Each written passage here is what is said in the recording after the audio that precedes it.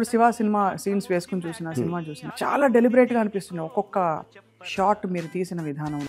I think that is my sensibility, how each person what kind of music he wants to hear. పాటని పాఠముంది మేటని ఆట ఉంది దేనికో vote చెప్పరా.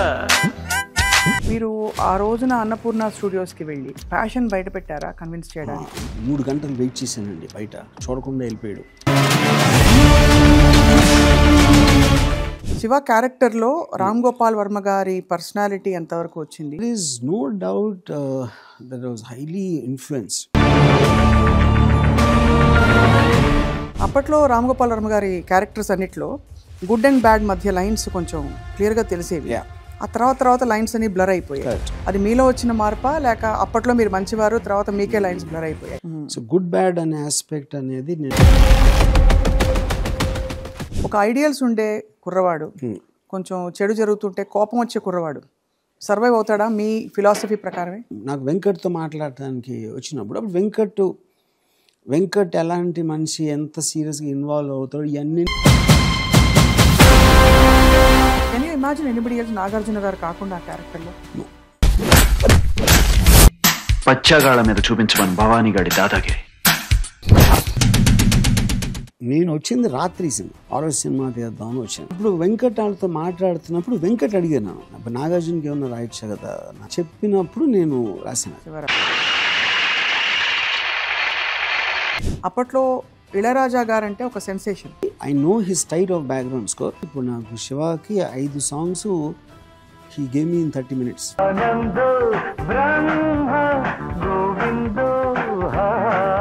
శివ తీయడానికి 100% నేను కొట్టల పని చేశాను. మీ కెరియర్లోనే అతిపెద్ద సినిమా చేయబోతున్నాను, ద బెస్ట్. అండ్ అది ఆ అవేకనింగ్ ఎందుకు వచ్చింది? యాక్చువల్గా ఇప్పుడు అవలా, రాత్రిపూట 5th వడకలో అయింది.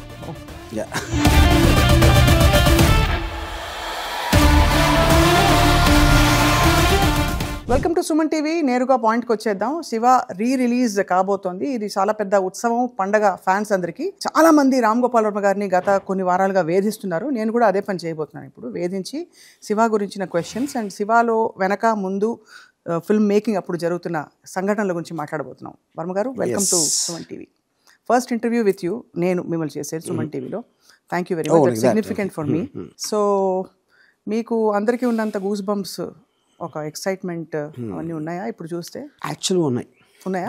Okay, nice. Because I think ఇప్పుడు చూసినప్పుడు I realize some things about it which I did not realize for 35 years.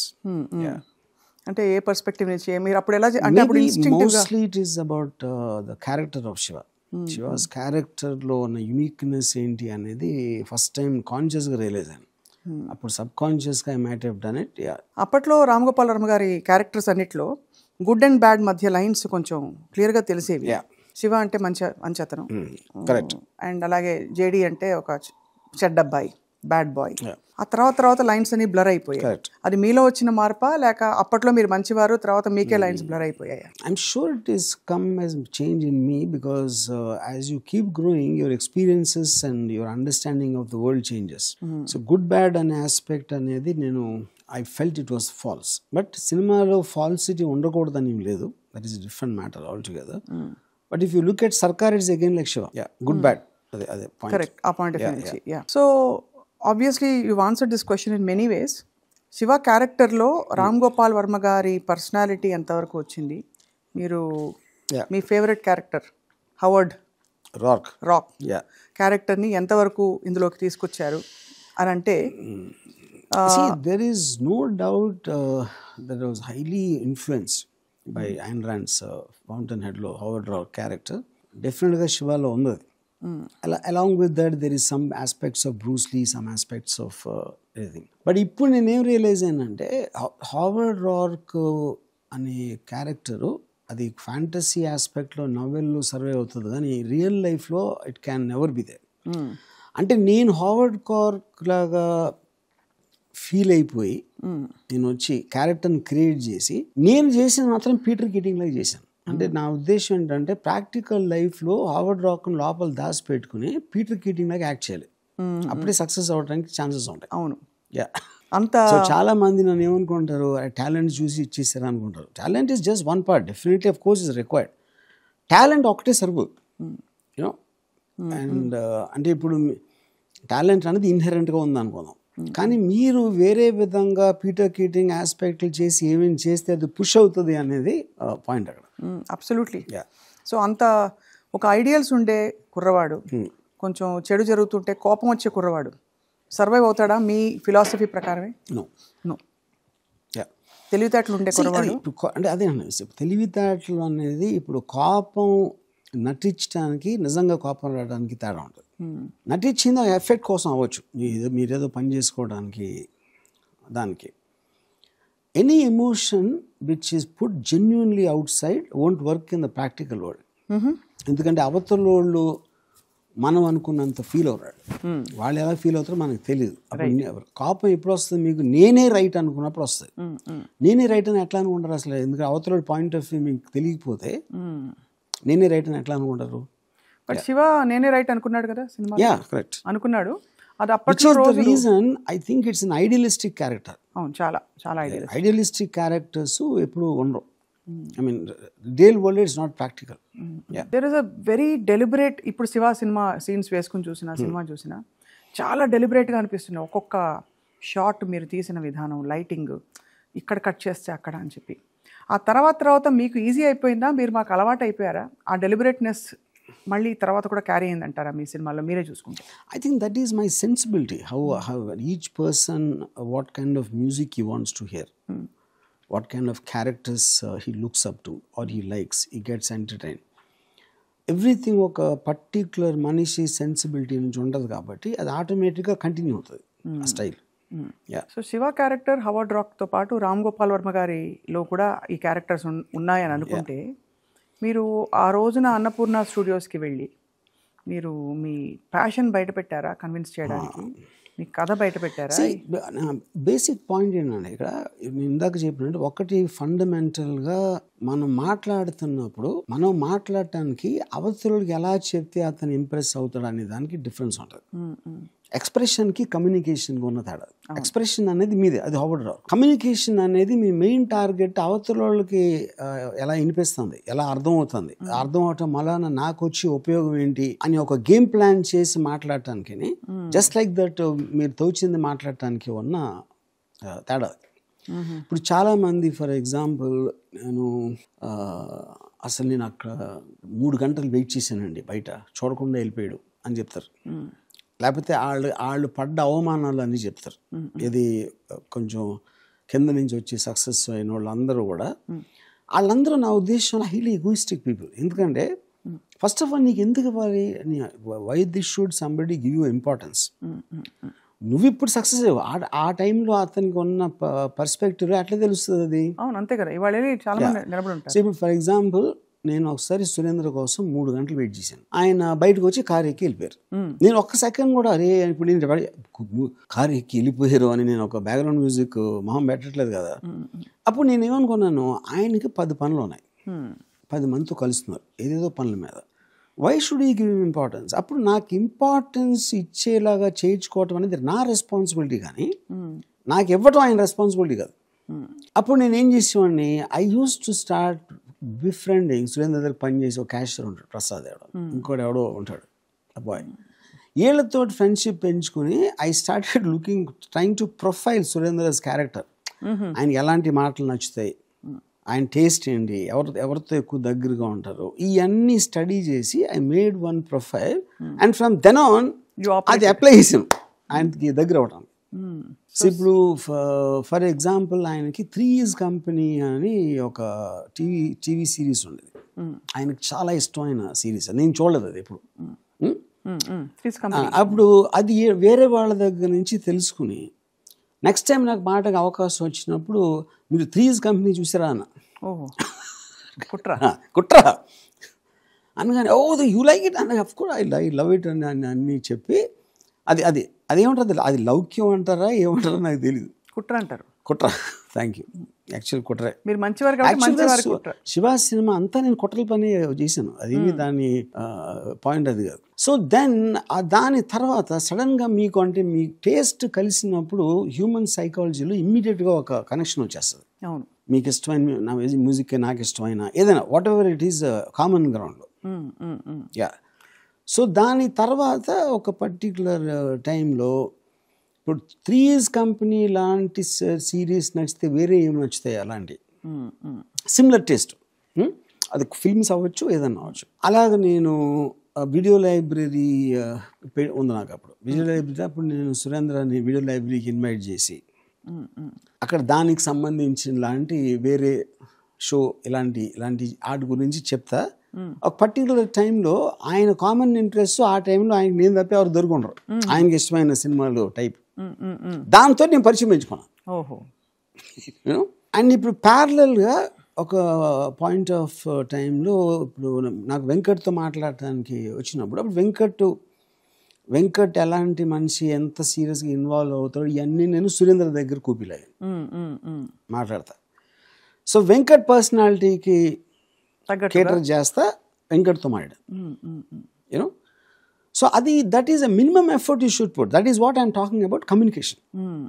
మీరు మాట్లాడితే ఒకరితోటి వాళ్ళు ఇంప్రెస్ అవ్వకపోతే మీరు ఎందుకు మాట్లాడాలి? అంతే కదా. మీకు ఏదైనా ఒక అబ్జెక్టివ్ అన్న నెరవేరాలా, ఏదో ఒకటి అవ్వాలి దాంట్లో. యా. సో ఇది అయిన తర్వాత ఇండివిజువల్గా ఇప్పుడు నాగార్జున ఫస్ట్ టైం నేను ఎక్కువ మాట్లాడింది కలెక్టర్ గారు అబ్బాయి కోడైకెనాల్లో షూటింగ్. సాంగ్ షూట్ చేయలేరు. సాంగ్ షూట్ చేయడానికి నేను అవసరం లేదు, ఎందుకంటే అసిస్టెంట్. మేము ఇప్పుడు అంటే ఏదో ఎక్కడక్కడ తిరిగి నేను పని కూడా చేసేవాడు కాదు. కానీ నేనేమనుకున్నానంటే నాగార్జున ఎక్కడైతే చాలా బిజీగా ఉంటాడు హైదరాబాద్, తన ఫ్రెండ్స్ ఉంటారు, వాళ్ళు వస్తారు, ఇదంతా. కోడైకెనాల్లో అయితే ఒక్కడే ఉంటాడు. ఈవినింగ్స్ అంతా నాకు దొరుకుతాడు. ఇది కుట్రే. తెలివైన కుట్ర. అప్పుడు నేను ఎలాగో చేసి సురేంద్రని చేసాడు, నేను కూడా వస్తాను, అక్కడైతే స్టోరీ రాస్తాను, ఇది అది అని చెప్పి కోడైకెనాల్ షూటింగ్ తీసుకెళ్ళారు. అక్కడ నాగార్జునకి నేను తప్పితే వేరే కంపెనీ దొరకలేదు. ఆటోమేటిక్గా ఇద్దరు మాట్లాడుతున్నప్పుడు మళ్ళీ హీ గోట్ ఇంప్రెస్ విత్ నా గాడ్ ఫాదర్ మీద ఉన్న నాలెడ్జ్ అవ్వచ్చు, ఇది అవ్వచ్చు, అదవచ్చు, ఇది అవ్వచ్చు, ఇవన్నీ చేసి. సో ఆ స్కెడ్యూల్ అయ్యే టైంకి వి బికేమ్ క్లోజ్. సో అప్పుడేంటి సురేంద్రన్ ఎక్కడి నుంచి, వెంకట్ అక్కడి నుంచి, నాగార్జున అక్కడి నుంచి అందరినీ మేనేజ్ చేశారు. యా. అంటే ఐ మేనేజ్ టు ఇంప్రెస్. అదే కదా. కానీ ఇంప్రెస్ చేయడానికి నా దగ్గర విషయం ఉండాలి కదా, ఊరికే ఇంప్రెస్ అయిపోతారు. ఇప్పుడు నేను చెప్పినప్పుడు మీకు యాక్సెస్ వరకే కదా, తర్వాత నేను ఏం మాట్లాడుతున్నా అన్నది వాళ్ళకి ఇంట్రెస్ట్ కలిగినప్పుడే కదా ఇంప్రెషన్ ఉండేది. అంతే కదా. కానీ యాక్సెస్ రావడానికి you need to have this. అది ఐ థింక్ మీ ప్యాషన్, మీ ఎలాగైనా తప్పకుండా చేయాలనే మీ తపన ఏదైతే అంటే that is the only effort you can put కదా. అవును, అంతే కదా. సో అది అయిపోయింది. కలెక్టర్ గారు అబ్బాయి సినిమా అయిపోయి దట్ బికెమ్ ఎ హిట్. కానీ Nagarjuna of course is busy, చాలా సినిమాలు చేస్తున్నాడు అప్పుడు. అప్పుడు ఆ టైంకి ఇంప్రెషన్ వచ్చేసిన తర్వాత సురేంద్ర ఆల్మోస్ట్ మనం ఇంకో సినిమా చేద్దాం 3 Years కంపెనీలో కానీ ఏమో దొరికిపోయినాయి. 3 Years కంపెనీ చేసే ఉద్దేశం నాకు లేదు. అలాంటి సినిమా నేను చెప్పేది. అదేదో మన సౌండ్ ఆఫ్ మ్యూజిక్ వర్షన్ ఏదో చేసి ఆల్మోస్ట్ సురేంద్ర నాకు ఆఫర్ ఇచ్చారు అది చేయమని. ఎందుకంటే I had no intention of doing a film. కానీ నేను ఫస్ట్ నుంచి కూడా ఒక సినిమా స్టార్ట్ టు ఫినిష్ అంటే కలెక్టర్ గారు అబ్బాయి ఆల్మోస్ట్ స్టార్ట్ అయిపోయిన టైంలో నేను జాయిన్ అయింది. I was never really close to the director and all that. అప్పుడు నేను రావు గారి ఇల్లు సినిమాకి నేనే తరణిదామని ఒక ఏముంటుందని మీరు పెద్ద డైరెక్టర్ దగ్గరికి వెళ్ళకుండా మీరు చెప్పినట్టు నేను డైరెక్టర్ని పెట్టుకుని నేను స్టోరీ రాసి అలా చేద్దామని సురేంద్రను ఒప్పించి తరణీరావు వాజ్ ది అసిస్టెంట్, మన కలెక్టర్ గారు అబ్బాయి అసిస్టెంట్ రికమెండ్ చేసి ఆయన పెట్టించి అనమాట. అక్కడ ప్రాబ్లం ఏమైపోయిందంటే ఇప్పుడు తరణి సురేంద్రకి నా మీద ఉన్న ఇంప్రెషన్ తోటి స్టోరీ ఐడియా కూడా నాదే, ఎక్కువ నాకు ఇంపార్టెన్స్ ఇచ్చారు. ఇప్పుడు తరణి ఏమన్నా చెప్తే నా వంక చూశారు. ఇంకా తరణికి అసలు ఇరిటేషన్ వచ్చేసేది నా మొహం చూస్తే. సో మొత్తానికి ఆ కాన్సెప్ట్ స్టార్ట్ అయిపోయింది. ఇంకా తరణికి అంటే ఆల్మోస్ట్ కళ్ళల్లో ఒక అంటే నన్ను చూస్తే ఒక అంటే తన ఒక 12 ఏళ్ళు 13 ఏళ్ళు అసలు ఈ ఎవడో ఇంగ్లీష్లో మాట్లాడతాడు, కాలు మీద కాలేసి కూర్చుంటాడు, అదే ఆయన ఇంప్రెషన్. ఇంకోటి నేను చెప్పే లాంగ్వేజ్ సురేంద్రకి అర్థమైనట్టు తరణికి అర్థం. యూనో అప్పుడు ఒక పాయింట్లో ఏం చేశానంటే, నేను ఈ లోపల నాగార్జునతో మాట్లాడుతున్నాను. నాగార్జున ఫిల్మ్స్ కూడా ఫెయిల్ అవుతున్నాయి ఆ టైంలో. అందరికీ ఇంట్రెస్ట్ ఇంప్రెషన్ ఉంది, కానీ రాముని పెట్టి సినిమా తీసేద్దాం అనే డెసిషన్ ఖచ్చితంగా ఎవరు తీసుకోవట్లే. దట్ ఈస్ అది గాల్లో ఉంది. సో ఇంకొక పాయింట్ ఆఫ్ టైంలో ఈ రావు గారి ఇల్లు షూటింగ్ జరుగుతూ ఉంటే, నేను తరణీకి అసలు తను చూస్తే పడట్లేదు సురేంద్ర, ఎందుకు ఆయన మూడ్ పాడు చేయటం అని నేను బయట కూర్చున్నాను. ఫ్లోర్లో షూటింగ్ జరుగుతుంది. షూటింగ్ జరుగుతూ ఉంటే నాగేశ్వరరావు గారు దానికి ముందు ఎప్పుడో ఎవరితోనో ఇంగ్లీష్ సోషల్ మాత్రాన్ని తీసేస్తాడా అని ఎక్కడో అన్నట్టు నేను విన్నా. అంటే ఇప్పుడు ఆ కాలంలో 14 ఏళ్ళు 20 ఏళ్ళు పనిచేస్తే కానీ అసిస్టెంట్ డైరెక్టర్ అవటం అనేది జరగదు అసలు. అవును, కరెక్ట్, అవ్వదు. అంటే ఇప్పుడు ఒకవేళ నాగార్జున డెసిషన్ తీసుకున్నా ఆయన ఏమన్నా అంటారా మధ్యలో అనేది నాకు ఒక కన్సర్న్ ఉండేది. అప్పుడు ఈ షూటింగ్ జరుగుతున్నప్పుడు నేను బయట ఉంటే ఈ తరణి గారు నేను రాసిన సీన్ ఏదో తీస్తున్నారు. అది నాగేశ్వరరావు గారు సడన్గా ఏంటి ఇంత స్టూపిడ్గా ఉంది ఈ సీన్, అసలు అది ఎలా అవుతుంది అని ఏదో చెప్పారు సీన్లో. ఎవరు రాశారు ఇది అంటే రాము రాశాడు అని చెప్పారు తరణి, ఆయన తప్పించుకోవడానికి. సరే నన్ను పిలిపించారు. నేను వచ్చి అంటే ఏంటిది అసలు ఏది అని అన్నారు. లేదండి అంటే తరణికి అర్థం లేదని అర్థమైంది. అలా కాదండి, మీరు వస్తున్నప్పుడు అతను ఎదురుగా రాడు, అతను ఆ టేప్ నుంచి వచ్చిన తర్వాత మీరు ఎంటర్ అవుతారు. ఇది కరెక్ట్, మరేంటి ఎలా తీస్తామంటే అన్నారు తరణి. ఆ రోజు రాత్రి ఈ టోల్డ్ సంబడి వెంకట్కో ఎవరికో ఏమో అనుకున్నాను కానీ రాజుగారి అబ్బాయిల విషయం ఉంది అన్నట్టు అన్నారు. అంటే ఆయనకు ఒక పాజిటివ్ ఆస్పెక్ట్ వచ్చింది. ఇప్పుడు అందరూ పాజిటివ్ మూడ్లో ఉన్నారు, ఇది మోర్ ఆర్ లెస్. ఇంకా still they are not able to take the decision. ఎప్పుడు ఏంటి అని ఇప్పుడు నాగార్జున ఆల్రెడీ 2-3 సినిమాలు ఉంటాయి కదా లైన్లో, రైట్. అప్పుడు ఈ కలెక్టర్ గారు అబ్బాయి రావు ఈ లోపల రావు గారి ఇల్లు దగ్గరకు వచ్చేసి అది ఆడుతుందా లేదో నాకు తెలియదు. అంతసేపు నేను క్రియేటివ్లో ఎక్కువ ఉన్నాను కాబట్టి దానిది నా మీద పడుతుందేమో అని నేను స్లోగా సురేంద్రకి కొంచెం బ్రెయిన్ వాష్, అంటే మనం రాసిన దానికి తీసిన దానికి సంబంధం లేదు, అంటే నన్ను తప్పుకోవడానికి నా రెస్పాన్స్ తప్పించుకోవడానికి మెల్లమెల్లగా నేను వేసి, but it work well, decent, it was decent Iran.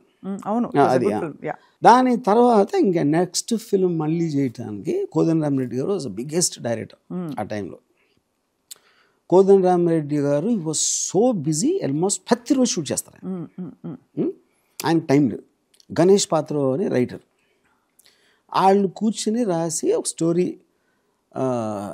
అది అప్పుడు ఆ టైంలో సెల్ ఫోన్స్ లేవు కదా, మేము చెన్నైలో ఉన్నాం. నాగేశ్వరరావు గారు స్టోరీ చెప్పాలని వాళ్ళకి టైం లేదు కాబట్టి నన్ను పంపించారు. నేను వచ్చి నాగేశ్వరరావు గారికి ఒక దాన్ని తిప్పి వేరేది చెప్పాను. ఆయనకి నచ్చకూడదు అనేది నా కుట్ర. ఓహో యా, అది చెప్తే ఏంటి అసలు ఎలా ఉంది అది ఇది ఏదో అన్నారు నాగేశ్వరరావు గారు. అంటే నేను వెళ్ళి మళ్ళీ సురేంద్రకి కోదండరామిరెడ్డి గారికి నాగేశ్వరరావు గారు ఇలా అన్నారు, ఇలా అయితే కథ లేదు అంటే ఈయనకి చెప్పింది వాళ్ళకి తెలీదు, వాళ్ళకి చెప్పింది ఈయనకి తెలియదు. ఇది ఇప్పుడు ఇద్దరు వేరే చోట ఉన్నారు కాబట్టి వాళ్ళు కలిసి మాట్లాడుకోరు అనే ఉద్దేశం ఒకటి. తర్వాత కోదండరామిరెడ్డి గారు కూడా ఆయన అంత కథ అంతా ఇనేసి అర్థం అంటే అంత బిజీలో ఎక్కడ గుర్తుంటుంది వాళ్ళకి, ఏ స్టోరీలో ఏం పెట్టారు ఏంటి అని. రోజుకి ఆయన 10 కథలు అనొచ్చు ఆ టైంలో, సీన్లు అనొచ్చు. ఆ ఛాన్స్ తీసుకుని ఈ లోపల ఎప్పుడైతే కోదండరామిరెడ్డి గారు ఈ స్టోరీ లేదంటే సడన్గా స్టోరీ లేదు, డేట్స్ వచ్చేస్తున్నాయి. అప్పుడు నేనేం చేశానంటే నాగార్జున దగ్గరికి వెళ్ళి నాకు డైరెక్షన్ ఛాన్స్ ఇప్పుడు సడన్గా స్టోరీ లేదు, నీ డేట్స్ ఉన్నాయి, ఇప్పుడు కోదండరామిరెడ్డి గారికి మళ్ళీ స్టోరీ చేయాలంటే ఎప్పుడు అవుతుంది, నాకు ఇచ్చే ఉద్దేశం అంటే ఈ టైం నాకు ఇవ్వచ్చు కదా అన్న. అప్పటికి మీ స్టోరీ అంతా రెడీ, నాది ఎప్పుడు నుంచి రెడీ. అవును కరెక్ట్ అండి. అప్పుడు సురేంద్ర వచ్చారు. అప్పుడు నాగార్జున సురేంద్ర చూసి రాముతో చేయొచ్చు కదా, అప్పుడు కోదండరామిరెడ్డి స్టోరీ లేకపోతే చేయొచ్చు కదా అంటే చేయొచ్చు, ఇంకేమంటారు. నేను నన్ను అక్కడ ఇప్పుడు సురేంద్ర కూడా చేయాలనే ఉంది, లేదని కాదు, కాకపోతే డెసిషన్ తీసుకోవడానికి they are having a problem.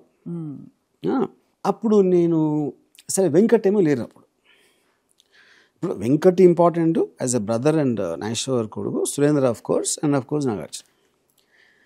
Venkat వచ్చి వెంకట్కి వీళ్ళు చెప్తే వెంకట్ ఏమంటారో తెలియదు. అందుకని వీళ్ళు వెంకట్ని కలవకముందే నేను వెంకట్ని కలవాలి అని డిసైడ్ చేసుకుని రాత్రి వెయిట్ చేసి ఆయన 11కి ఇప్పుడు వచ్చారు.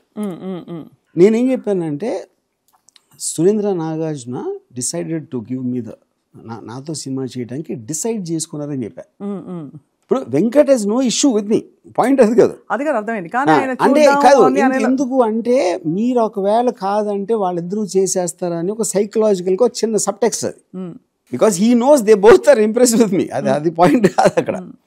కానీ ఎప్పుడైనా ఏమవుతుందంటే మరి ఇంత తొందరగా చేద్దామా, అది చేద్దాం అని చెప్పచ్చు. ఎవరికన్నా ఏదైనా ఐడియా రావచ్చు. నాకు ఒక బ్రేక్ ఇవ్వటం అనేది వాళ్ళ ప్రయారిటీ కాదు కదా, థాట్ ఉండొచ్చు. కానీ నేనేంటంటే ప్రయారిటీకి పుష్ చేస్తున్నా నా కాంటెక్స్లో.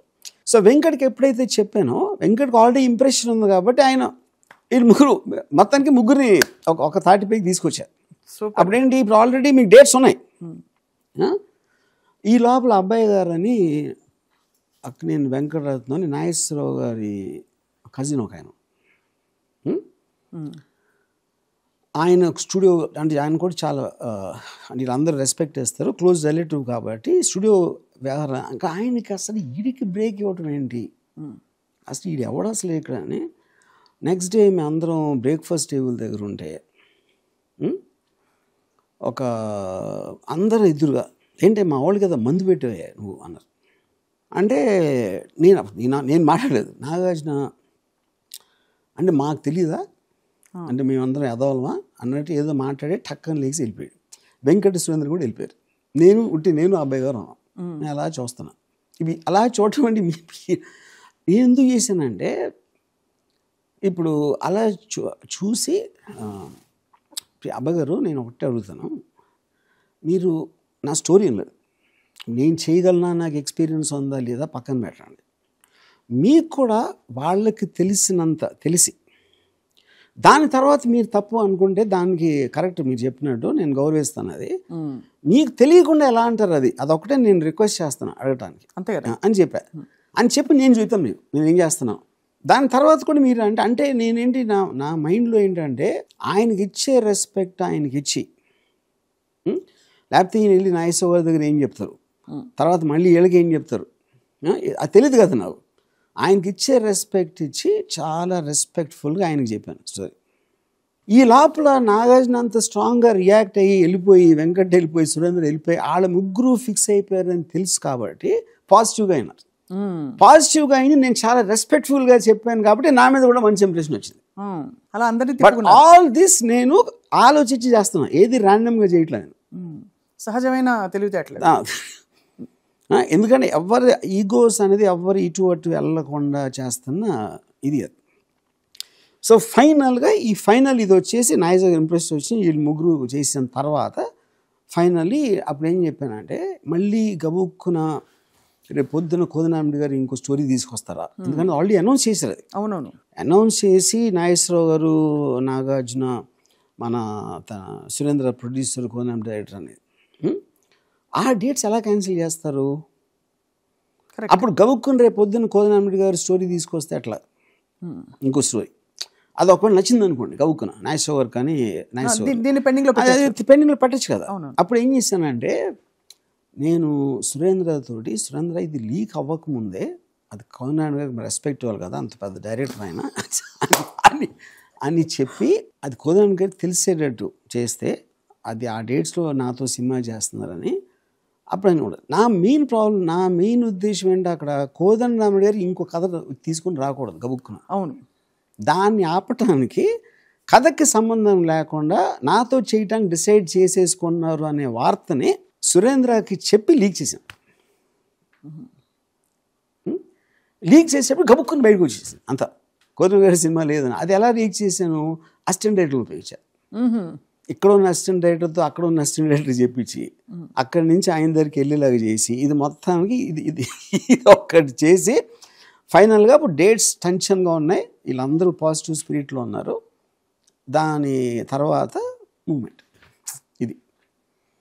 కానీ నేను ఒక్కటే నాకున్న ఏమంటుందంటే, దీంట్లో కుట్ర అని మీరు అన్నారు, కరెక్టే, అది కుట్ర, 100% కుట్ర. అది కుట్ర అంటే అర్థం ఏంటి, స్ట్రైట్గా చెప్పకుండా ఒక పర్టికులర్ ఆబ్జెక్టివ్ కోసం మీరు దాసి ఇలాంటివన్నీ చేసి ఒక దాన్ని సాధించడానికి చేసేది కుట్ర. దాంట్లో పాజిటివ్ కుట్ర నెగిటివ్ కుట్రలో ఉన్న డిఫరెన్స్ ఏంటంటే నేను ఎవరికి నష్టం కలగాలని కుట్రగలదు. 100% నా సినిమా ఈ సినిమా కన్నా బెటర్ అవుతుందని 1000% నమ్మాను.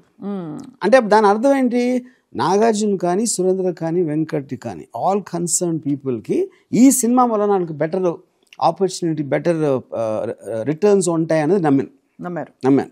అట్లీస్ట్ నాకు నేను అలా. అందుకని నాకు అలాంటి కుట్ర చేయటానికి జస్టిఫికేషన్ ఉందా అంటే that is a subjective word. అది ఎందుకు, నేను స్ట్రైట్గా చెప్తే కోనార్క్ సినిమా కన్నా నాకు చాలా బెటర్ సినిమా అవుతుందని వినటానికి ఎంత అసహ్యంగా ఉంటుంది. ఆయన ప్రూవెన్ డైరెక్టరు, ఆయన అన్ని సినిమాలు చేశారు, నేను ఒక సినిమా చేయలేదు ఇంకా. అలాంటప్పుడు బ్రాగింగ్లో ఉంటుంది. సో అలా చెప్పకుండా ఎలా చేయాలనే దానికి కుట్ర పని.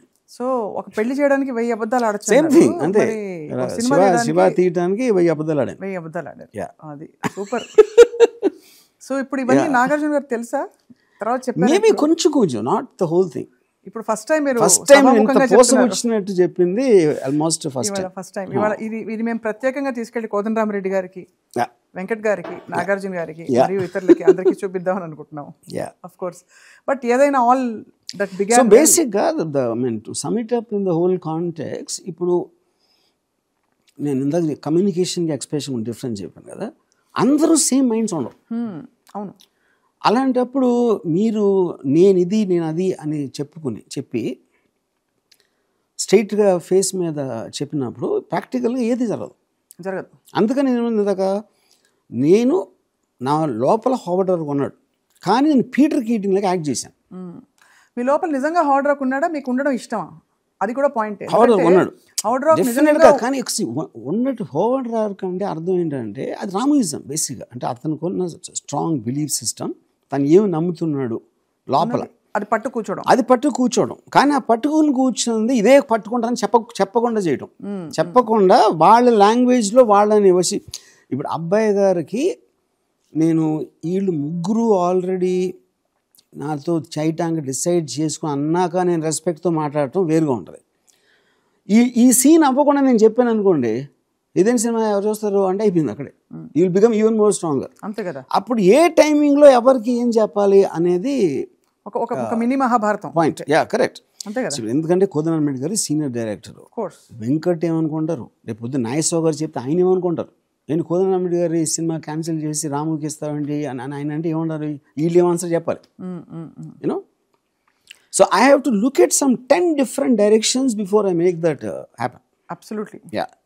సో ఇప్పుడు దాంట్లో ఇంకోటి ఏంటి, నేను ఇప్పుడు సురేంద్రతో క్లోజ్ అయిపోయి, వెంకట్తో క్లోజ్ అయిపోయి, నాగార్జునతో క్లోజ్ అయిపోయి, యూనో అంటే నా ఆబ్జెక్టివ్ అనేది శివ సినిమా తీయడం. బట్ నా రిలేషన్షిప్ వాళ్ళ మధ్యన కూడా కొంచెం సటిల్ ప్రాబ్లమ్స్ ఉంటాయి ఇక్కడ అక్కడ. ఆ ప్రాబ్లమ్స్ నేను సార్ట్ అవుట్ చేసి ఏ విధంగా సార్ట్ అవుట్ నాకు హెల్ప్ అయ్యారు అందరికీ. అప్పుడు ఏమైంది, అందరూ కంబైన్డ్గా డెసిషన్ తీసుకున్నారు కాబట్టి ఏదన్నా క్రియేటివ్ ఆస్పెక్ట్ ఒకళ్ళు ఏదైనా కొంచెం ఇది కరెక్ట్ కాదు, ఈ కాస్టింగ్ కరెక్ట్ కాదు, లేకపోతే ఈ సీను అలా అన్నప్పుడు అలాంటి విషయం వస్తే మిగతా ఇద్దరు నాకు సపోర్ట్ చేసేలాగా అమర్చి అనమాట.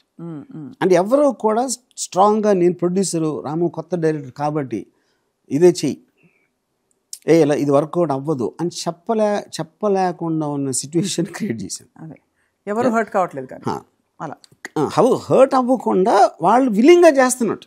అది నేను చెప్పేది. అంతే కదా. సో ఇప్పుడు అది of course the important person is Nagarjuna because is a star. Right. కానీ నాగార్జునతో నాకు ఒక ఇదేమైందంటే, నాగార్జున ఒక పర్టికులర్ టైంలో మీ అందరం కూర్చొని మాట్లాడుతూ ఉంటే ఏదో సిచ్యువేషన్, నాకు సిచ్యువేషన్ గుర్తులేదు, రాముకి సినిమాల గురించి తెలుసా తెలీదా అనేది నాకు తెలియదు, కానీ మనందరికన్నా బెటర్గా తెలుసు అని మాత్రం నమ్ముతున్నాను అన్నారా? యాక్చువల్లీ అన్నాడు. అంత ఫెయిత్ మీలో రావడానికి ఏమిటో కారణం? I think it's only conversations. When he heard me talking, నేను అగ్నిపుత్రుడు షూటింగ్ జరుగుతూ ఉంటే నేను అక్కడికి వెళ్ళి ఏదో గుర్రాలు బాంబ్స్ ఏదో షూటింగ్ జరుగుతుంది. నాకు అన్నిటికన్నా ఎక్కువ నేను ఒక్క సీన్ చెప్తాను. నరేష్ సందులోంచి నడుచు వస్తూ ఉంటాడు, ఆయన కొట్టి సీన్ చెప్పాను షార్ట్లతో సహా. దీంట్లో ఎక్కువ ఎఫెక్ట్ ఉండాలంటే హీ బిలీవ్ దట్. అంటే నేను చెప్పిన విధానంలో తను కూడా చూడగలిగాడు అసలు ఆ సీన్ ఎలా ఉంటుంది అని. యా. సో ఇప్పుడు నేను ఎంత తెలివిగా మాట్లాడుతున్నా, ఇప్పుడు సపోజ్ మీరు వెంకట్తో మాట్లాడారనుకోండి, వెంకట్ మెమరీస్ వేరే ఉండొచ్చు, సురేంద్ర వేరే ఉండొచ్చు, నాగార్జున కూడా వేరే ఉండొచ్చు. అవును. కానీ ఇక్కడ పాయింట్ ఏంటంటే అవసరం నాది, వాళ్ళది కాదు. నాకు వాళ్ళకి బ్రేక్ ఇవ్వాల్సిన అవసరం లేదు, అంతే కదా. నా అవసరం. కాబట్టి ఆ పర్టిక్యులర్ థింగ్ కాపాడుకోవడానికి నేను మైండ్లో ఏం ఆలోచించా, నేను మైండ్లో ఏం చేశాను, ఒక్కొక్కరితో మాట్లాడుతున్నప్పుడు ఏ పర్టిక్యులర్ ఎఫెక్ట్ కోసం ట్రై చేస్తా మాట్లాడాను అనేది నా ఒక్కడికే తెలుస్తుంది కదా. అవును. వాళ్ళ ఉద్దేశం ఏంటంటే నేను చాలా స్ట్రైట్గా ఉన్నది ఉన్నట్టు మాట్లాడేస్తున్నాను అనుకోవచ్చు, కానీ ఉన్నది ఉన్నట్టు దాన్ని ఇలా డిజైన్ చేసి మాట్లాడినట్టు వాళ్ళు కూడా తెలియదు. కరెక్ట్. ఇప్పుడు ఇదంతా నేను చెప్తుంది ఎందుకంటే మెయిన్గా even for young directors who are trying to do it, చాలామంది ఏంటంటే నాది గొప్ప స్టోరీ నాకు ఇట్లేదు ఏంటి అని ఫీల్ అయిపోతూ ఉంటారు. ఇచ్చేటట్టు చేసే రెస్పాన్సిబిలిటీ నీది, ఎవరికి లేదు. నేను డైరెక్టర్ చేయాల్సిన రెస్పాన్సిబిలిటీ. దానికి యుక్తి కావాలి. యుక్తి కావాలి, టాలెంట్ ఎంత కావాలి. యుక్తి లేకుండా ఇది పని చేయదు, అది లేకుండా ఇది పని చేయదు. ఇప్పుడు ఎన్ని యుక్తులు చేసి సీన్ చెప్పినప్పుడు నేను ఇంప్రెస్ చేయలేకపోతే ఎందుకు వస్తుంది అది? అవును, అంతే కదా. అదే కదా ఫైనల్గా అది ఉండాలి. సో చాలా డిస్టెంట్గా మీరు చూస్తే రామ్ గారు, Shiva the way everything fell in to place on screen, మీకు ఏమనిపిస్తుంది అంటే మీరు అనుకున్న దానికంటే బాగా బెటర్గా వచ్చిందా? మీరే షాక్ అయ్యారా ఇంత బాగా తీసాను నేను అని? లేదు, కరెక్ట్గా చేసుకుంటూ పోయారు కాబట్టి. సినిమాలో ఏమవుతుందండి సార్, ఎప్పుడైనా film is a series of decisions you take over a long period of time. నేను శివ సినిమా ఆల్మోస్ట్ నాకు స్టోరీ ఎప్పుడు లేదు, నేను సీన్స్ అనుకున్నా. స్టోరీ అనేది కాన్సన్ట్రేట్ కూడా చేయలేదు. క్లైమాక్స్లో మెక్కన్నాస్ గోల్డ్ లాంటి ఫైట్ ఉండాలి. ఓకే. ఓపెనింగ్ ఎపిసోడ్ మా కాలేజ్లో ఎగ్జాక్ట్గా అది జరిగింది, అలా అది ఉండాలి. మీ కాలేజ్ సైకిల్ చైన్ ఎవరు లాగారు? సైకిల్ చైన్ ఎవరు లాగలేదు, ఓపెనింగ్ ఎపిసోడ్ వాళ్ళు వచ్చి కొడతారు కదా అది. తర్వాత ఈ క్యారెక్టర్ అక్కడక్కడ డైలాగ్స్ నేను ఇక్కడ హిందీ సినిమాల్లో ఎన్నై కానీ హాలీవుడ్ ఫిల్మ్స్ కానీ నేను రియల్ లైఫ్లో అవి ఉండాలి, ఆ డైలాగ్ ఉండాలి, ఇది ఉండాలి. బిట్లుగా అనుకున్నా సినిమా. అందుకని మీకు స్టోరీ చాలా తినలేను, అసలు స్టోరీ ఉండదు శివలో. చాలా మంది అసలు రియలైజ్ అవ్వరు. అవునవును, correct. It's series of episodes, అంతే, సిరీస్ ఆఫ్ ఎపిసోడ్స్ అది. ఇప్పుడు నాగార్జున వచ్చాడు, కాలేజ్ ఇలాంటిది, జేడీ ఇలాంటి వాళ్ళు ఉన్నారు. ఎవరో అమలాని రెస్ట్ చేస్తే ఆడిని ఆపాడు, ఆడేమో కొట్టడానికి వెయిట్ చేశాడు, ఆడిని కొట్టాడు, ఆడేమో తీసుకొచ్చాడు, ఇంకొన్ని ఏమో ఒకసారి వెళ్ళిపోయాడు వెయిట్. అక్కడి నుంచి సినిమా అవగొట్టాలి కాబట్టి ఏదో ఆ పాపది ఏదో చూసి క్లైమ్. సో స్టోరీ అనేది నేను చాలా లైట్గా తీసుకున్నాను. చాలాసార్లు స్టోరీ సీరియస్గా తీసుకుంటేనే సినిమా ఫ్లాప్ అవుతుందని నేను చాలా స్ట్రాంగ్గా నమ్ముతాను. అంటే అర్థం ఏంటంటే, దానికి అర్థం ఏంటంటే అందరు రివర్స్లో చెప్తారు, అందరు రివర్స్ చెప్తారు, అందరూ కథాబలం ఉండాలి అంటారు. ఇప్పుడు ఎందుకంటే కథ ఎంత ఎక్కువ ఉంటే మీకు సీన్స్ తీయటానికి టైం సరిపోదు, అంటే దానికి ప్రాపర్గా చేయటానికి ప్రయారిటీ. అవును, correct. Animal has also proven this. కథ కంటే కూడా ఇప్పుడు ఫర్ ఎగ్జాంపుల్ మామూలుగా నేను ఒక కథ చెప్పాను అనుకోండి, ఒక మిడిల్ క్లాస్ ఫ్యామిలీ, అది ఒక కూతురు, అది బొటాబొటిగా జరుగుతుంది సంసారం. అండ్ లోపల ఆ హస్బెండ్ ఫాదర్ ఫోన్ చేసి, అరే మీ సంసారం కూడా అంత బాగాలేదు తెలుసు నాకు, కానీ తమ్ముని కూడా నువ్వే చూసుకోవాలి కదా, నేను పంపిస్తున్నాను అని చెప్తే భార్యతో మాట్లాడతాడు. భార్య మనకి ఎందుకండి అది, ఇదేం కదా శివ కథ నేను చెప్పేది, ఇలా చెప్పాను నేను చెప్పలా, ఏదో వచ్చింది, ఎవడో కొట్టాడు, టంటంట మ్యూజిక్ వచ్చింది, అది నాగార్జున వచ్చాడు, దాంతో ఏదో డైలాగ్ ఈడి ఎందుకండి అక్కడ అయిపోయింది. మీరు ఎంత విపులంగా కథ చెప్పినప్పుడు శివాని సినిమా తీరం అసలు. అంతే. అప్పుడే నేను ఒకటి ఏమన్నానంటే కథ ఫీల్ అవ్వాలి కానీ చెప్పకూడదు. పర్ఫెక్ట్. చాలాసార్లు మీరు ఇంగ్లీష్ సినిమాలో ఉన్నాయి ఏం అర్థం కాదు, but you know more or less what it is అని. మీకు డీటెయిల్ స్టోరీస్ ఎవరు చెప్పరు ఇంగ్లీష్ సినిమాలో. ఇన్ఫ్యాక్ట్ మీరు చెప్పిన రియల్ లైఫ్ ఇన్సిడెంట్స్ కూడా దేర్ వేరియస్ ఎపిసోడ్స్. కరెక్ట్. మీరు ఎవరెవరిని ఎలా ఇంప్రూవ్ అంటే పోయారు. సో మీరు ఎక్కువ కథ మీద దృష్టి పెడితే మీకు ఆ టైమ్లీ స్క్రీన్ ప్లే తట్టదు, ఇలా చేద్దాం అలా చేద్దాం, కరెక్టేనా? So that's your basically your connection. So ఇప్పుడు సేమ్ టైంలో ఇది ఒక పక్కన, ఇప్పుడు ఇంకో పక్కన ఏంటి, నేను video library was highly successful. నేను దాన్ని వదిలేసి ఈ సినిమా ఇప్పుడు సినిమా వస్తుందా అసలు సినిమా చేస్తారా అది ఆడుతుందా లేదా ఎవరికి తెలియదు కదా అయ్యో. సో మంచి బిజినెస్ వదిలేసి వాళ్ళ మీద వదిలేసి బాగా డబ్బులు వచ్చేవా? బాగా డబ్బులు వచ్చి వదిలేసాను కాబట్టి రావటం మానేసి అంటే వేరే వాళ్ళకి ఇచ్చాను అది. సో దానికి my wife was very upset about that. అప్పుడు ఒక పర్టికులర్ టైంలో మేము ఇద్దరం ఇంత మంచి బిజినెస్ వదిలేసి నువ్వు ఆ సినిమా వాళ్ళు వెనకాల తిరుగుతావు ఎందుకు యూనో. ఇప్పుడు సినిమా వెనకాల తిరిగితే అది కొడితే జాక్పాట్ అవుతుంది, లేదా ఇక్కడే కూర్చుంటే మనకి మినిమం సర్వైవల్ కోసం డీసెంట్ ఇది చేస్తాం. అప్పుడు నేను ఇప్పుడు లైఫ్లో మనం తీసుకునే డెసిషన్ ఎప్పుడు కూడా బతికుంటే చాలు అని తీసుకోకూడదు, బతికి ఏం చేయాలి అనే దాంట్లో తీసుకోవాలి. ఎక్సలెంట్ సార్ అని చెప్పాను. We're not here just to live, we're here to achieve something. అది ఆ అచీవ్మెంట్ అనేది ఎవరెవరి ఉద్దేశంలో అది ఎంత పెద్దది చిన్నది అనేది అది ఉండొచ్చు, ప్రయత్నం అయితే ఉండాలి. బట్ అఫ్ కోర్స్ అది ఈజీ చెప్పడం. ఒకవేళ సినిమా ఫెయిల్ అయి ఉంటే ఏంటి పరిస్థితి, ఒకవేళ చెప్తున్నా అప్పుడు ఏంటి పాయింట్ అదే. ఇప్పుడు నేను చచ్చిపోతానన్న భయం నాకు లేదంటాడు నాగార్జున, కానీ ఉన్నప్పుడు ఇది చెయ్యాలి అంటే అప్పుడు ఏంటి, you live life on your terms, not on societies terms. So ఆ ఎలిమెంట్స్ నాలో ఉన్నాయి. అది నేను ఫిల్మ్ మేకింగ్లో ఇంట్లో వైఫ్తో కానీ బయట ఎవరో కానీ ఇందాక చెప్పిన ఈ ఇష్యూస్ ఆస్పెక్ట్లో. ఇప్పుడు ఇంకో ప్రాబ్లం ఏంటి అక్కడ, ఇప్పుడు కింద ఎవరైతే అసిస్టెంట్ డైరెక్టర్స్ మిగతా స్టాఫ్ ఉంటారు కదా వాళ్ళందరూ కూడా దే కుడెంట్ టేక్ ఇట్. అసలు ఏంటి వీడికి ఎందుకు బ్రేక్ ఇచ్చారు అసలు అని. ఆడు కాలు మీద కాలు వేసి కూర్చుంటాడు, ఇంగ్లీష్లో మాట్లాడతాడు, ఇంగ్లీష్ సినిమాల గురించి చెప్తాడు అనేది. ఇంకోటి ఏంటి, నేను అన్ని రూల్స్ బ్రేక్ చేస్తాను సినిమాలో, అది ఎవరు అనుకున్నట్టు తీయట్లేదు. అది దే గాట్ వెరీ ఇన్సెక్యూర్. అంటే అప్పుడేంటి వీళ్ళు వెళ్ళి చెప్తారా, ఇప్పుడు కెమెరామ్యాన్ వెళ్ళి రైట్ లుక్ లెఫ్ట్ లుక్ కూడా తెలియదు రాముకి, లేకపోతే ఇది లేకపోతే అది what ever. That is also fine. ఎందుకు ఫైన్ అంటే బికాస్ సినిమా టోటాలిటీలో ఎలా వస్తుంది, మన షార్ట్లతో తీసినప్పుడు టుగెదర్ ఎట్లా వస్తుందని ఎవరికి తెలియదు. దానికి తోడేంటి కథ లేదు సినిమా. కథ అంటే ఎట్లేదు బ్రహ్మాండమైన కథ ఫైన్గా అదే వస్తుందిలే అనుకోవడానికి కూడా లేదు. ఇప్పుడు నేను వెంకటాలకు చెప్పినప్పుడు కూడా నేను సీన్లు చెప్పేవాడిని, షార్ట్లు సౌండ్ ఎఫెక్ట్లు వాటితో. అందుకని కథ ఉందనుకునేవారు. మీరు ఫ్లాట్గా నేను చెప్పినట్టు చెప్పకుండా ఇంకొకరు ఎవరైనా శివ కథ చెప్తే ఇంపాసిబుల్ దాంట్లో కథ చెప్పడం. అర్థమవుతుంది, ఎంత సింపుల్ అనిపిస్తుంది, అంతేనా కాదు దీనికి సినిమా తీయటం ఎందుకు అనిపిస్తుంది. సో బేసిక్గా ఇప్పుడు చాలామంది మీకు తెలుసా, ఇప్పుడు నేను ఎప్పుడు కాన్షియస్గా ఆలోచించలేదు సినిమా హిట్ అవుతుందా లేదా అని. But I was very convinced. నేను ఇప్పుడు అర్జున్నో అర్ధసత్యానో గాడ్ ఫాదరో ఈ సినిమాలు చూసినప్పుడు నేను ఫీల్ అయిన ఇంపాక్ట్ నాకు ఏ తెలుగు సినిమాలో ఇంతవరకు రాలేదు. అందుకని నాకు ఏ ఫిల్మ్స్ ఇంపాక్ట్ చేసినాయో అదే తీయాలని డిసైడ్ చేసుకున్నాను. So obviously this is also probably an answered question earlier. Can you imagine anybody else Nagarjuna గారు కాకుండా ఆ క్యారెక్టర్లో? నో, డెఫినెట్గా. అంటే అప్పట్లో అంత క్లారిటీ ఉండేది నాగార్జున గారే. బికాస్ అంటే ఇప్పుడు నేను శివ స్టోరీతో రాలేదు. ఫస్ట్ ఆఫ్ ఆల్ నేను వచ్చింది రాత్రి సినిమా, హారర్ సినిమా తీద్దామని వచ్చాను.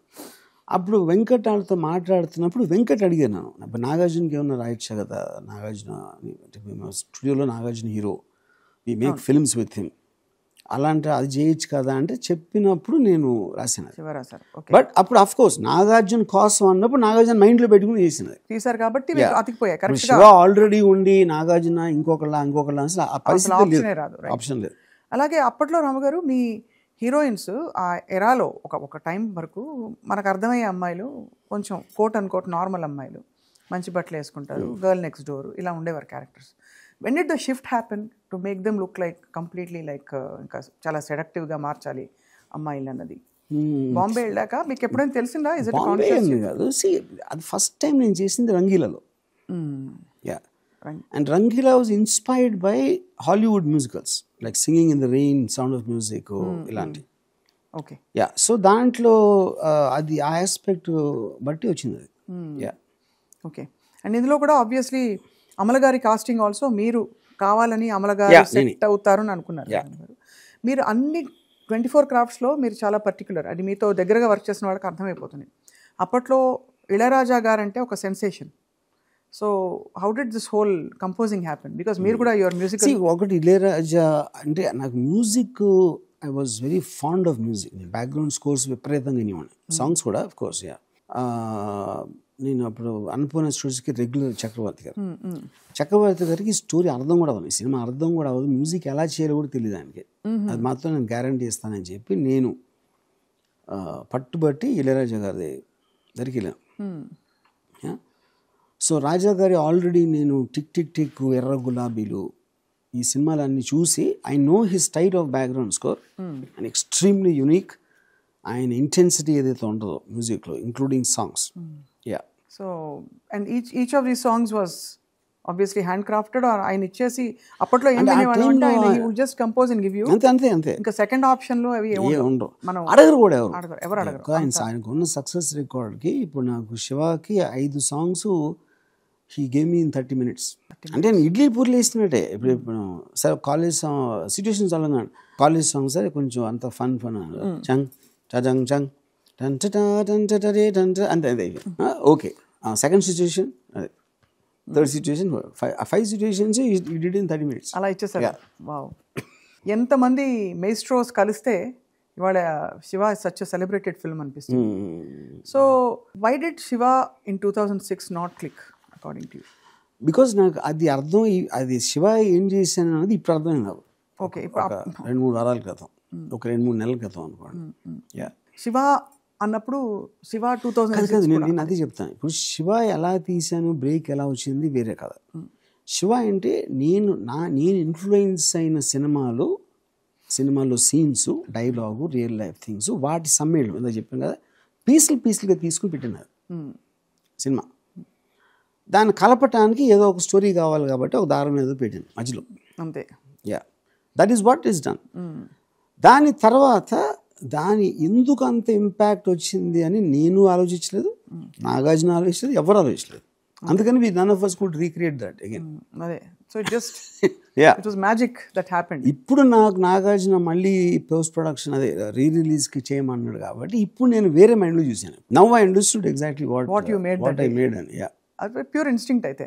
అదే ఇన్స్టింక్ట్, అంతే, ప్యూర్ ఇన్స్టింక్ట్. వర్మ గారు, మీరు వీడియో లైబ్రరీ ఎందుకు మూసేశారు, మూయొద్దు, సినిమా వాళ్ళ చుట్టూ తిరగద్దన్నారు రత్న గారు. శివ సక్సెస్ అయ్యాక ఏమన్నారు? ఐ స్టిల్ రిమెంబర్ వైజాగ్లో అంటే with very good reason. So I was a bad student. Engineering exam కృష్ణాపురాలో నా salary 800 rupees and she was a top student. So obviously she realize she married a good for nothing bum. That's what she realize, which is true also. So దీనికి కాకుండా మళ్ళీ cinema పెచ్చ అదొకటి మళ్ళీ. దానికి తోడు నైజీరియాలో నాకు వాళ్ళ ఫాదర్ ఉద్యోగం ఇప్పించి 800 నుంచి 4000 rupees శాలరీ ఇస్తా ఆఫర్. దాన్ని మళ్ళీ వదిలేసి వీడియో లైబ్రరీ పెడతానని చెప్పి వీడియో లైబ్రరీ సక్సెస్ అయిన తర్వాత మళ్ళీ సినిమా వాళ్ళు వెనకాల తిరుగుతా. Obviously I think I deserve to be. So అంత నెగిటివ్ ఇంప్రెషన్ వేరే వాళ్ళందరూ ఎక్స్పీరియన్స్, తను చేసినట్టు వేరే వాళ్ళు ఎక్స్పీరియన్స్ అవ్వలేదు కదా. అవునవును. And she was completely right in that. In her place she was right. 100%. Yeah.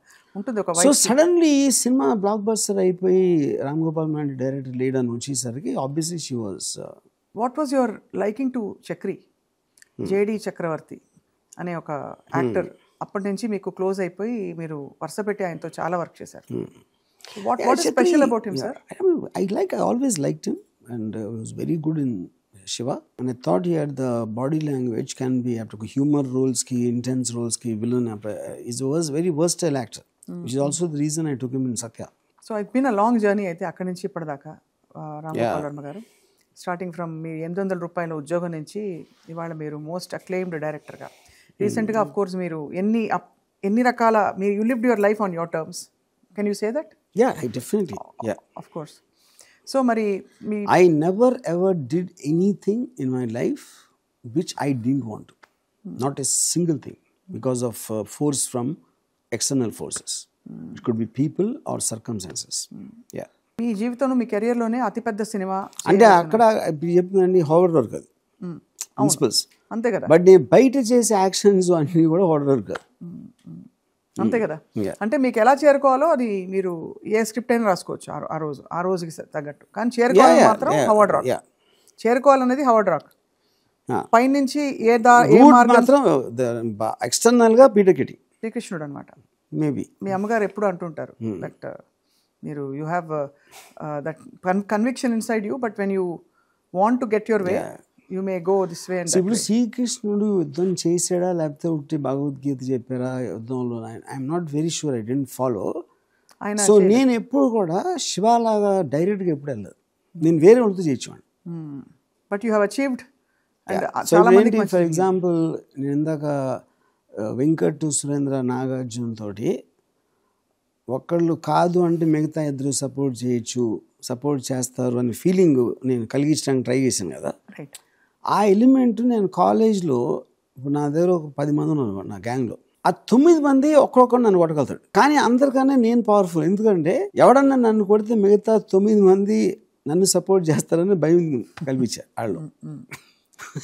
Full clarity. So the basic principle అదే, ఎక్కడ చేసినా ఎవరు చేసినా అదే. అంటే anybody who's kind of gets things done, he has to have that. So ఇప్పుడు మరి ఇన్ని సంవత్సరాల తర్వాత రామగారు మీ కెరియర్లోనే అతిపెద్ద సినిమా చేయబోతున్నాను, ద బెస్ట్. అండ్ అది ఆ అవేకనింగ్ ఎందుకు వచ్చింది? Were you irritated along the way? చాలా దానికి మెయిన్ రీజన్ అంటే ఒక ఎక్స్ట్రాడినరీ ట్రూత్. నేను ఇప్పుడు బుద్ధుడికి అక్కడ జ్ఞానోదయం బుద్ధి చెట్టు కింద, మరి చెట్టు కింద ఎందుకు వేయడం నాకు తెలీదు, I'm not sure about that. మనకి చెట్టు ఉంది ఇక్కడ. Yeah okay. అది యాక్చువల్గా ఇప్పుడు అవలా, ఇప్పుడు చెట్టు రెలవెంట్ కాదు. రాత్రిపూట 5th వడకలో అయింది. యా అదేమైందంటే సడన్లీ రియలైజ్డ్ ఐన్ ర్యాండ్ కొన్ని ఆబ్జెక్టివిస్ట్ ఫిలాసఫీ ఏదైతే ఉందో, నేను దాని గురించి మాట్లాడి దాని గురించి బుక్స్లో రాసి అన్ని యూట్యూబ్ వీడియోలు అన్నీ కూడా నాకు క్రియేట్ చేస్తూ ఉండే. రామ్ గోపాల్ వర్మ పరిచయం చేశాడు ఐన్ ర్యాండ్ అని.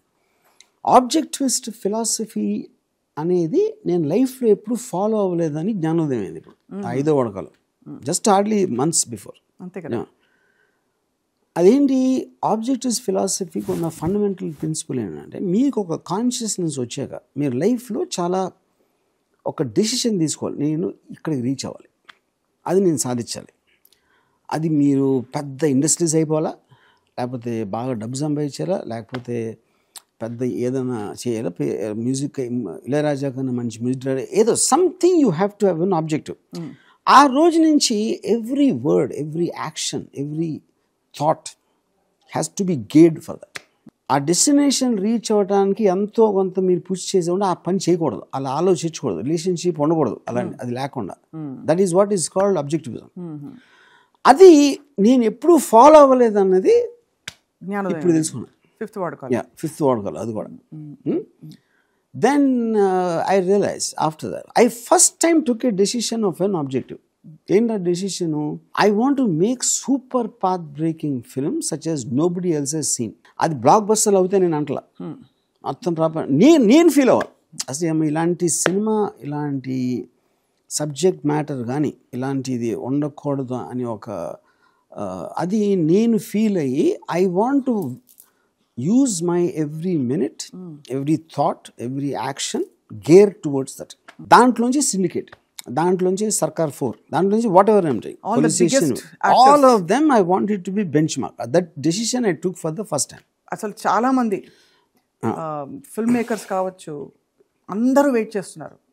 శివ కల్ట్ ఫాలోవర్స్ అందరూ కూడా ఆర్జీవి గారి స్కూల్ నుంచి మళ్ళీ ఇలాంటి పెద్ద సినిమాలు రావాలని చెప్పి.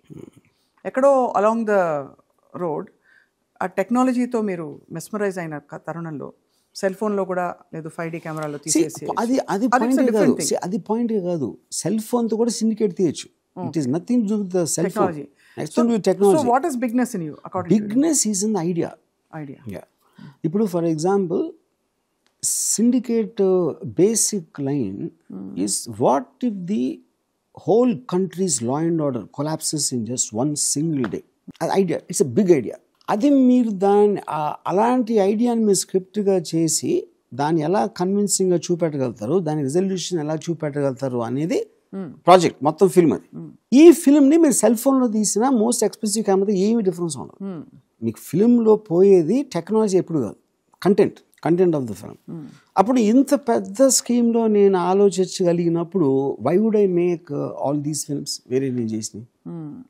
అది అప్పుడేంటి ఆబ్జెక్టివ్ నేను డిఫైన్ చేయలేనందుకు జరిగింది అది చెప్పేది. సో ఇప్పుడు మీకు కొత్త జ్ఞానోదయంతో కొత్త వైబ్తో బయలుదేరుతున్నారు మీరు. బయలుదేరుతానే చూద్దాం. అంటే ఇప్పుడు ఒక లైన్ ఉంది కదా, proof of the pudding is in the eating. మీకు ఇంటెన్షన్ ఉండటానికి డెస్టినేషన్ రీచ్ అవడానికి తేడా ఉంటుంది. అది రీచ్ అవ్వతానా లేదా only time will tell. But I believe I have the intention. But intention స్ట్రాంగ్గా ఉన్నప్పుడు ఖచ్చితంగా దాన్ని పంపించే ఇంటెలిజెన్స్ కూడా లోపల బయలుదేరుతుందంటారు. If it strong enough, just like it happened in Shiva. ఎందుకంటే ఇప్పుడు నేను ఫ్లాప్ తీసాను, హిట్ తీసాను. హిట్ తీసిన ఫ్లాప్ ఎందుకు తీసాను అంటే హిట్ యాక్సిడెంటా, ఫ్లాప్ ఏంటంటే నేను చాలాసార్లు ఏం చెప్తాను, హిట్ సినిమా అనేది యాక్సిడెంట్, ఫ్లాప్ సినిమా ఇంటెన్షన్. దానికి నా ప్రూఫ్ ఏంటంటే హిట్ సినిమా తెలిసినప్పుడు ఫ్లాప్ సినిమా ఎందుకు చేస్తారు మీరు, అసలు ఎలా తీయగలుగుతారు? అంతేగా, అది point. That's what you mean. So ఇక్కడ ఏంటంటే సినిమా తీయటం ఇంటెన్షనే, ఏ సినిమా అయినా, ఐస్ క్రీమ్ కూడా ఇంటెన్షనే. But intention to make the biggest film ever is different from making a film. అది నేను చెప్పేది డిఫరెన్స్. బట్ ఇంతవరకు అలాంటి సబ్జెక్ట్ మ్యాటరు, అలాంటి characters, what it stands for అనేది ఇండియాలో రాలేదు ఎక్కడ అనేది నా స్ట్రాంగ్ నమ్మకం. ఇది సిండికేట్ స్టోరీ మీద. Syndicate story. But of course అందరి ఎక్స్పెక్టేషన్ అయితే ఉంది వర్మ గారు, దట్ మీరు బిగ్గెస్ట్ యాక్టర్స్తో, బిగ్ టెక్నీషియన్స్తో వర్క్ చేస్తే చూసే వాళ్ళకి ఒక కిక్ అనమాట. జస్ట్ లైక్ మీకు నేను అది కూడా చెప్తాను, biggest actors, big technicians point కాదు ఇక్కడ. పాయింట్ కాదు. ఎందుకు చెప్తాను అది. సత్యలో బిగ్ యాక్టర్స్ ఎవరు ఉన్నారు? Satya is one of the biggest cult films of all time, you know. So ఇక్కడ the idea of the film should be very big. Okay, so ఇప్పుడు ఓపెన్హైమర్ ఉంది.